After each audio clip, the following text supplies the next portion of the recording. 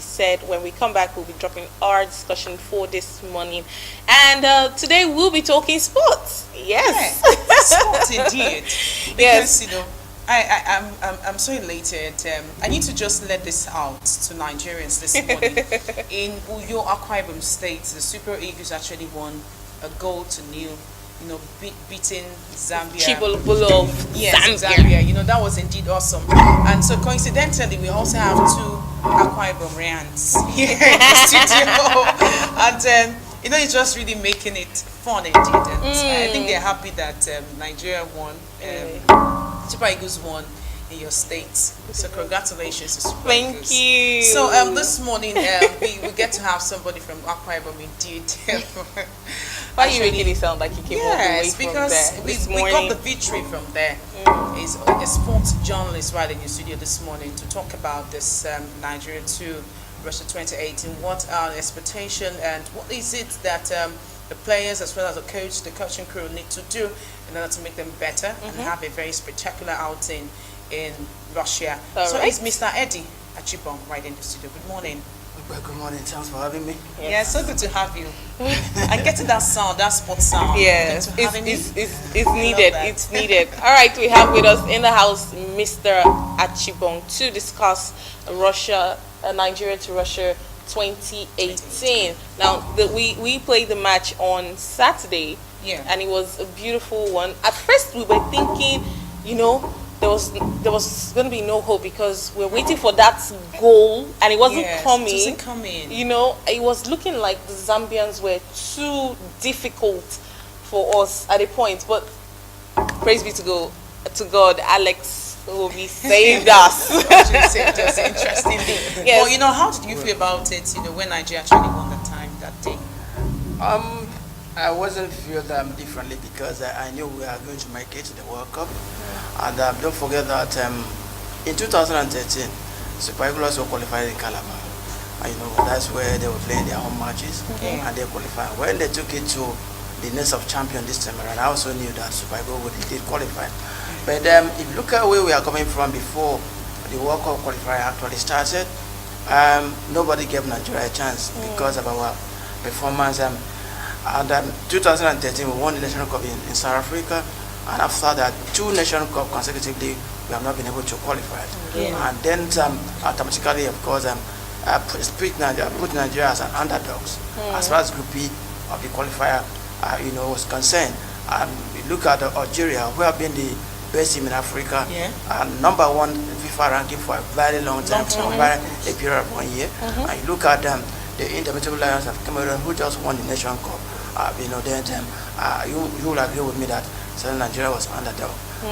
As far as those two countries, and for that group, it's only Zambia that have not been to the World Cup before. Okay. Then Algeria played the World Cup. In fact, 2014 in Brazil, they were the best African team. When you look at the array of stars at their disposals, Lazaro, Mahrez, Soleimani, Ibrahimi, then you give it to them.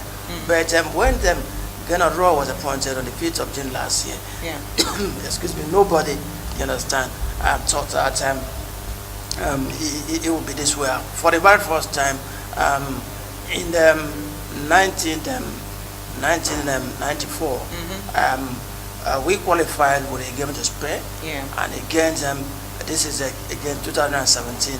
We have done that. In 1998, France 98 under Good Philippe Crozet, we qualified with a game to Spain. 2017 under Gernot Rohr, we are doing the same thing, qualifying with that with a game to Spain. And again, it's the same. When we qualified in 1994, the last game was the same Algeria, and 2017 we have qualified with a game to Spain against Algeria. In 1994, was it West Half? It was West Half. It was West Half. Okay, so when you look at the qualifiers start, Nigeria, I think in Africa is the only country to have gotten the 100% record without losing a game. We only drawn one against Cameroon at that time. We would have beaten them home and away, if not for the inexperience of Ikechukwu and the goalkeeper. And also, if we have taken our chances in Uganda, we would have qualified even before last Saturday. Yes, of course. The Zambians, also they were also considered as underdog. But when they defeated Algeria, it goes to 1 in Lusaka in dollar, and they went to Constantine and Algiers to defeat Algeria 1-0, Yeah. and that boosted their confidence that of course we can make it. And you look at there was a lot of mind games even before the match on Saturday. They are coming to beat Nigeria and all that.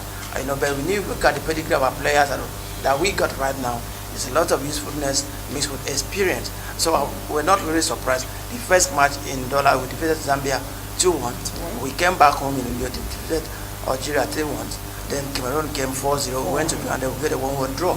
So even if we have drawn against Zambia, Nigeria would have still qualified, because this time around it's not head-to-head, it's the number of point and goal difference. You understand? And Nigeria have scored a lot of goals. So now we got 13 points plus 8 goals. Compared to Zambia, 7 points plus 1 goal they've got now. Cameroon were able to get their first a victory over Algeria over the weekend, 2-0. So it's a good one. Kudos to the players, kudos to the Genetro, kudos to NFF. Personally, I must congratulate our match with Pinnacle, but for the very first time in a long time in Nigeria, you don't hear any fuse between the players and the Football Association as a result of match bonuses and all that. And again, for the very first time that the presidency and the sport ministry have not interfered, with the NFF. They allowed them to function independently. I think that's why we are getting these results. Everybody did their job excellently well. Of course, and they also give the coach the free hand to pick his players. That's why. And there's a lot of chemistry, between these players. And of course, there's a sense of unity. I want to believe that if every other person who is being started with responsibility of piloting the affairs of other sporting federation in Nigeria, should emulate what the NFF are doing. If you consider our population in every area of sport, we should be excelling and do well. You understand? But you see a couple of times we try to put people who knows next to nothing, to manage position. That's why sometimes we run into crisis. But for this particular, I think the sport ministry, the presidency, the NFF, the players, everybody work in tandem, to achieve success. And we are glad, we are happy that at least this time around, for a very long time, Nigerians are not bringing out calculator. You see, not permutation as we used to do. Yes, we will now be waiting for another match. So we are glad, we are excited that the Nigerian flag will be hoisted in Russia. Okay, all right.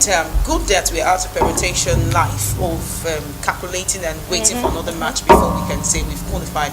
Nice, and good that you said something that everyone actually did their own job. Now, because one thing I discovered about Super Eagles, especially when they play against Cameroon, there was this seriousness to say. They were not challenged, and they were not playing. They were so serious with it, and they played. The ball possession was just on point. The way they passed, everything was just on point. Now, would you agree that it's the coach that was actually responsible for that, or basically they are just ready to fight for it and get themselves to Russia? If you look at a couple of players in that team have never played the World Cup. They want to be at the World Cup, and the World Cup is the biggest football spectacle on earth. In fact, after the Olympics, that's the next big thing. The World Cup that everybody wants to play. When you look at some players like Joshua Pongwe, who was a World Footballer of the Year in 1995, he has never played the World Cup. Look at Abidi Pele, he has never played the World Cup. Look at the current African Footballer of the Year, will not be playing the World Cup. Abomayang, with all the scoring exploit, he might not be playing the World Cup. So that's where everybody wants to be. That's why you see those players, they knew what is at stake. You understand? They show determination, they show professionalism, they show character, and that's why they qualify for the World Cup, because that's where they want to be. And in fact, Nigeria will be going to the World Cup for the 6th times. But now 3 times we have got to round of 16. We have never played and get to the quarter-final. So I think this time around we can surpass that. If we start the preparation in earnest, because World Cup is where you meet with the best, and where you rub shoulders with the best, among the best. So now we go to the World Cup.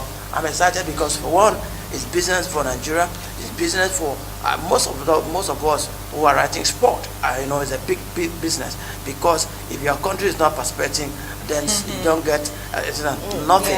You understand? And again, and Nigeria is going to get a lot of money from FIFA for qualifying for the World Cup. So it's a good one, of course, and that is what and give us unity. That's what brought us together as a nation. And football is a common denominator among people of the world. And also, when you go, it's going to be a global convergence. So I'm happy that our beloved country, Nigeria, will be there. Okay, looking at the match that was played on Saturday, a lot of people felt that Nigerian was being cheated, in the sense that there were times where the referee should have called for, some special kicks, and it was overlooked. During Saturday's match, there was a lot of pulling down of our players by the Zambians.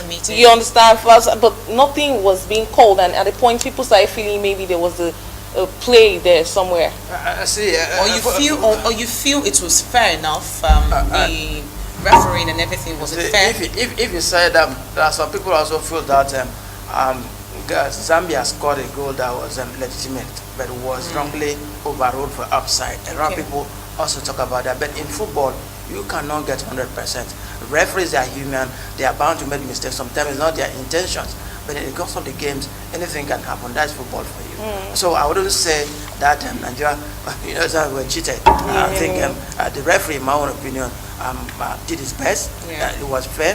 If you look at the game, Uganda against Ghana in Kampala, I think Ghana protested to FIFA, but again, they scored a goal where they believe it was a good goal. But the assistant referee raised a flag, and referee has no choice than to roll it for offside, and he eventually ended the game because it was the dying minute of that game. So naturally, you cannot satisfy everyone, and you don't expect everyone to satisfy you. But I think, in my own opinion, I think the referee did well.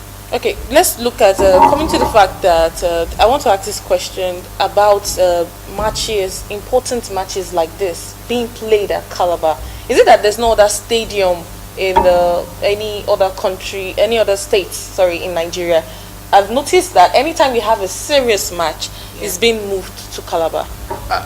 Let me say this, because if you look at England, that colonizers, they play their matches at Wembley. That's the home. Even the holders football tournament that they played, I'm talking about the FA Cup. They played in Wembley. Our own FA Cup we played this Sunday, and it's going to be played in Agege Stadium. Then I grew up to see the National Stadium in Surulere, and I used to be the press of Nigeria. And look at that stadium over the years. Now they built another stadium in Abuja. During the 2013, they spent about 9 million naira to regrass the stadium. Yes, Super Eagles couldn't play. And that's what they took the World Cup qualifier to UJ Stadium in Calabar. You understand? Then most of the other stadiums we have in Nigeria, they are artificial stuff. And these players, you understand, some of them don't like playing on artificial stuff. Okay. Now, and again also, we also play a lot of politics because there's no money. Sometimes look at the governors of a particular state who want to host the Super Eagles. You understand? During the era of our governor, Lil Imoke of Cross River, it was the one that was spending money to accommodate the Super Eagles, hosting them until they qualify. Even the Golden Eaglet, when they want to win under 17 World Cup, they will also come in Calabar. Now, right now, if not in Africa, but I think entire Africa, but I think in the whole West Africa, Sub-Saharan Africa, and Nigeria, the nest of champions, Gospel of God Babylon Stadium is the best stadium right now in Nigeria. In fact, in West Africa, and if it's not for the whole of Africa, it's the best stadium, and that's why everybody knows that. Now they took the game there, and again, it was that same stadium too. When we were struggling to win matches, you remember I was in that stadium when South Africa scored 2-0. Nigeria came back to equalize. At the end of the day, we could not qualify for the National Cup. Then after that, there was a lot of insinuation that the stadium is jinxed. That Nigeria cannot win matches there. So a lot of people said, just like what happened last Saturday, there's some conflicting report right now that 9 people died. Later they said 5 people died. But the commissioner of Youth and Sport in the appointment came out to say that nobody died. But you cannot deny the fact that about 9 people got injured. Because the stadium was overcrowded. Even when the stadium was full, about over 10,000 people, they were still outside trying to gain access to the stadium. You understand? So, and me, like you introduced, I'm excited that 20 years ago, in Akwa Ibom said where I come from, nobody, you understand, could emphasize that an international match will be played in Rio, for that starts to happen. I think I, as an Akwa Ibom man, and the entire Akwa Ibom people, wherever they are, both those in diaspora there should be bye-bye paradise. I subscribe to Akwa Ibom. All right, this is the time where you can be part of the show. What are Nigerians' expectations as to going to Russia 2018? We know it's not going to be an easy task indeed. But what are your expectations as Nigerians? So you can just get to call and make sure you turn down the volume of your TV set and just go straight to your comments. Thank you very much. Hello, good morning. Yeah, hello. Hello. Hello. Good morning. Hello. Hello, we can hear you. We can hear you. Hello. Please turn off your your TV. Can you turn off your TV? Okay, please, when you do call in, turn down the volume of your TV set. Very important. Please, just turn it down. We can hear you. Don't worry. I'm sure the whole world too can hear you. You don't have to hear yourself too. All right, moving on to the Super Eagles, and there's been a lot of rumor, or people have been saying that it was quite difficult for them to get that one goal they were able to score from against Zambia on Saturday, and people are now looking at the fact that okay, now we've qualified to Russia, where we have the likes of Messi, Ronaldo, in some clubs, Portugal, and the rest, and you know, top players, Neymar and so on, playing for their own countries. And if it was so hard for us to qualify against with Zambia, how do we face these people? Yeah, that we're going to meet in Russia. If you ask me, to the degree of what I played football, it wasn't hard. It was a tactical game. The players, they played with coach instruction. You know, like I told you, the Zambians, after beating Algeria home and away, they got, before that game, they got just 1 point. You know, the draw that they got with Cameroon. Okay, before that, they got 1 point. But after those 2 matches, they were able to amass 7 points in total, and that boosted their confidence that they can beat Nigeria. So they were coming, you understand, with that confidence that they are going to beat Nigeria. You mentioned Messi and Ronaldo. They might not even qualify because right now Argentina, you understand, they are not doing well. They will play tomorrow against Ecuador. If they don't win, that's going to be very difficult because even they can't even qualify automatically as it were, and they need to go through playoff.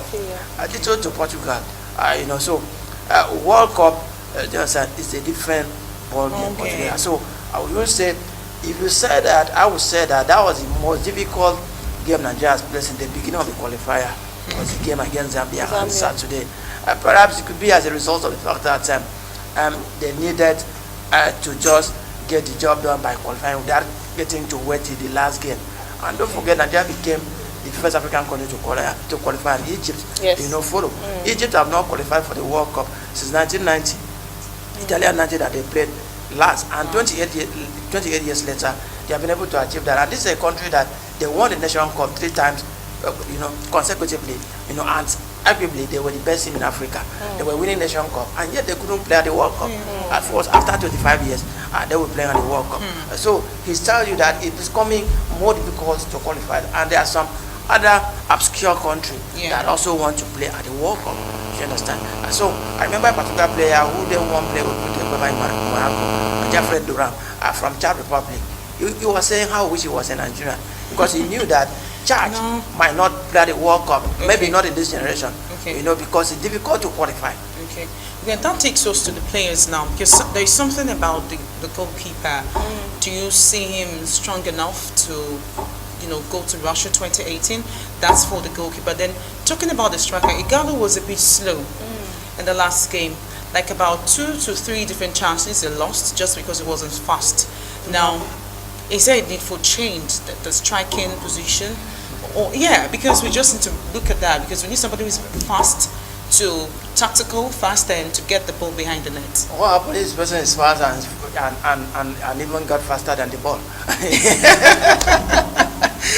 So the truth is this. Let me start from Ikechukwu Ezenwe. I'm excited that our home best player, the bigger #1, to mount his team for the Super Eagles of Nigeria. If you don't give somebody an opportunity, you will not, you understand, know his potentials. Okay. In 2002, Vincent Enyama was given an opportunity in Korea, Japan World Cup. He was given an opportunity and he excelled. There's a lot of talks about, even Ken Rod is saying about Enyama coming back. You understand? Enyama is my own brother, so to speak. We grew up together. You know, somebody I know to the bedroom. Okay. But if you understand, if I see him now, I will advise him to stay retired. I know he gets a question we have done well. Okay, you have done well. So you have given him opportunity. He have grabbed that opportunity. I think he has what it takes to play at the World Cup. Then you talk about, I think in Galo, there's no two matches that are the same. You know, you saw the match against Cameroon. He did on both legs. He did very, very well. Okay. Now, yesterday, players have off days. Even you, there's some time that you have that you get off days in the office. So that was what happened. If you talk about Igalo, what about Lionel Messi against Peru? 4 chances they couldn't bury it with all the area of stars, the Maria of this one, you know, Higuain of this one, Dybala of this one, Lionel Messi of this one. They couldn't score even 1 goal against Peru. So when if Igalo, you know, did not give his optimum best in one particular game, that does not make him a bad striker. Okay, all right. Hello, good morning. All right, the number to call is on your TV screen. Do call, and please, when you do call, turn down the volume of your TV set. Hello, good morning. Okay, so we're still talking about the Super Eagles and their way to Russia 2018. Hello, good morning. Hello. Good morning. Good morning. We can hear you. Good morning. Okay, all right. Hello. We lost that. Let's just go ahead. Okay. So yeah, now what is it should we give strength to as we go to Russia? What is it? What's that particular position that do we need to actually pay attention to that needs much more strength so that at least we can get to have better outing in Russia 2018? Hello. Hello, good morning. Okay, we lost that. Go ahead. I think the most important thing now the NFF need to do is for them to organize grade A friendly matches for the Super Eagles. Okay. That's a key thing. That's the most important thing for them to do. And the preparation, we have qualified. I think the last group games against Algeria for me is inconsequential. Okay. Hello, good morning. Hello, good morning. Hello, good morning. Okay. And what's your name? Oh, okay, good. All right, go ahead. Yes, I want to say the long Super Eagles because I know quite to say after I can see the depleted land, even in the land of Nigeria, now Biafra. Thank you. Okay. Handing your state. So go ahead with that. So now, like I said, friendly matches because the last group game against Algeria in Algiers is inconsequential. We're already qualified. I think some of the players who did not get opportunity to play, and that might be an opportunity for some of them to play. But the key things here is for the football regulatory body in Nigeria, the NFF, need to organize friendly matches. We are qualified. We have to stop this separation and put in motion a mechanism in place to ensure that we not just go to Russia as a participating country. We just go there and give and make an overwhelming impact.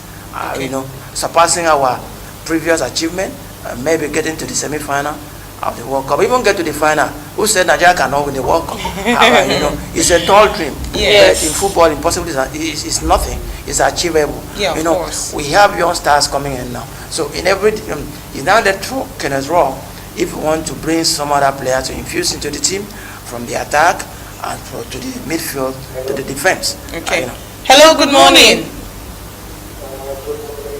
Yeah, what's your name? My name is Betty. Okay, where are you calling from? I'm calling from Ghana. Okay, all right, go ahead quickly.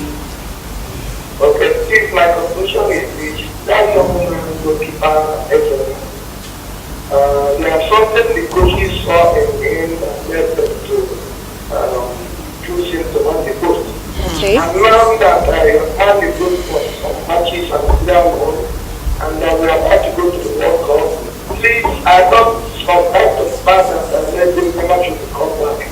And the match will not be we have been trying to call it back, but you see, it's not long as a chance for the father. Remember, his match was no more, you know, he can't fit into the starting now.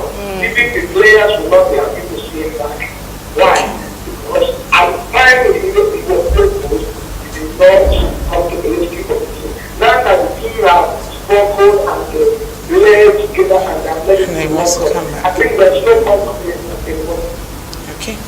thank you so saying much. Eyema Thank you should for not that. Come back. come back. Well, I did say that the Chief Festus Onegbinde gave Enyama an opportunity in 2002 when Korea and Japan co-hosted the World Cup, and he excelled since then. He has been Nigeria's #1 goalkeeper. He did well.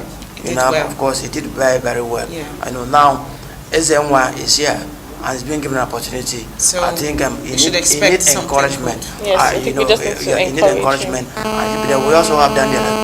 Right now we have Dele Ajiboye, who just won league with Plateau United. We have Dele Alampasu, and there's Theophilus Afolakai. There's a lot of goalkeepers. Nigeria has been blessed. Most of the times, the challenge that we normally got is how to blend these talents together. Yes. And I have kudos to General. Again, I'm not trying to despise some indigenous coaches, but situation where sometimes maybe where you come from have to come to to play, maybe who have to come to play, where people doesn't get to the national team on merit. But now we are beginning to see that people are being called to play for Super Eagles on merit, and what they do for their teams. You saw Alex Iwobi, he scored for Arsenal penultimate weekend, and yes, he came out from the bench and gave Nigeria the 3 points. That's what we want to see. We have young strikers. There's Henry Onyokuru. There are so many of them scattered all over the world. That's why I said, if football or any other sport is being played and achieve greatness with population, we should be winning everything. Yeah. But at the same time, if the structure are there, if the government do the right thing, you understand, then I think we can rule the world. So now we are qualified. We have to start the preparation. All right. This is finally before we go, because we're actually running out of time. Do you not believe in this showering of? Okay. Hello. Good morning. Good morning. Quickly, morning, what's your Chiki. name and your location? Okay. All right, Ebuka, let's hear what you have to say. Hello? Ebuka, we can hear you. Go ahead. Go ahead. Oh, we lost Ebuka there. So showering gift monies on players by We actually had one of the players say that the governor of Akwa Ibom State was offering to give $10,000 or so to any player who. It's not to anybody, it's for the team. So team. He has been who scored for the goal? Each goal that they scored. Okay, for each goal. Each goal they scored attract $10,000. And they When they scored against Cameroon, 4 against Cameroon, he did that. Should that be done? Should we continue to do that? But even the players said they are not here to play for money. It was said. The player will not tell you they want to play for money. Nobody has ever said I have enough money, I don't need again. Yeah. So it's motivation. Okay. That's a way of encouraging them, motivating them, and it's good. You see somebody giving them 50 million naira. You understand? So the other time you see another person when they play Cameroon, and somebody offered them I think 40 million naira, and they also, you understand, fulfilling those promises. You call it motivation, right? Motivation. Okay. So All right. each time it's a privilege. Apart from money, it's a privilege to don the green, white, green of Nigeria. So those players, they should be proud, and we're also proud and support them. All right. Thank you so much, Mr. Eddie Achibon, for coming to the show today. Yes, it says it's motivation showering money on players. Maybe I'm going to join them soon. We need to. You say we need to. We need to join them. Yes, we need to. All right. Thank you so much for being part of the show today. We do appreciate your calls. Sorry we couldn't be able to pick more calls, but I must say that interestingly, we have handsome guys in Super Eagles in that team. I must tell you. Really? Yes, of course. I am Odupe Sheremeko. All right, my name is Mariel. Thank you so much for being a part of AM Chat this morning. Yeah. Join us again, same time tomorrow on the show, where some of our colleagues will be here to give you another beautiful breakfast show. Like I said, do have a beautiful morning, and once again, let's all root for the Super Eagles of Nigeria. Bye-bye for now. Shehu and Carlo in the area. Iwobi